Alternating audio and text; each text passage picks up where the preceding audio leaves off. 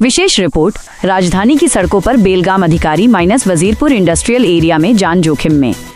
दिल्ली, तारीख 2025। राष्ट्रीय राजधानी दिल्ली में सरकारी अधिकारियों के बेलगाम व्यवहार और यातायात नियमों के उल्लंघन का एक गंभीर मामला आज सुबह सामने आया है। सुबह लगभग 7:40 पर वजीरपुर इंडस्ट्रियल एरिया के मुख्य मार्ग, जो अशोक विहार से शालीमार बाग को जोड़ता है, पर एक सरकारी अधिकारी द्वारा चलाई जा रही तेज रफ्तार कार ने एक नागरिक के जीवन को खतरे में डाल दिया। घटना का विवरण।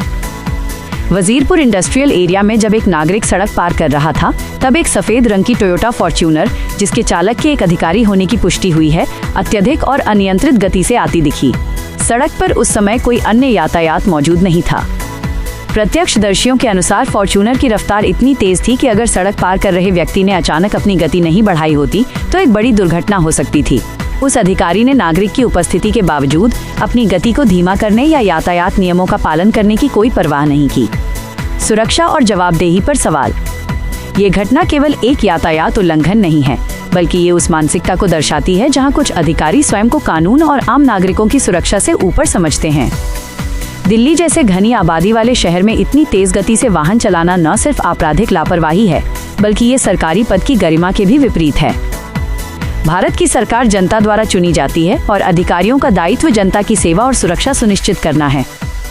ऐसे में जब अधिकारी ही लापरवाही करते हुए आम इंसानों की जान को खतरे में डालते हैं, तो ये व्यवस्था की विफलता को दर्शाता है। हमारी मांग। इस घटना के मद्देनजर ये अत्यंत आवश्यक है कि 1. संबंधित अधिकारी पर कठोर कार्रवाई की जाए ताकि कानून का डर सभी के लिए समान बना रहे।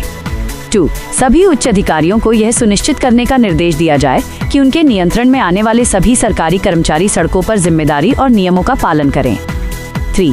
सार्वजनिक तौर पर सभी अधिकारियों की जवाबदेही तय की जाए ताकि भविष्य में कोई भी पदस्थ व्यक्ति नागरिकों के जीवन को हल्के में न ले।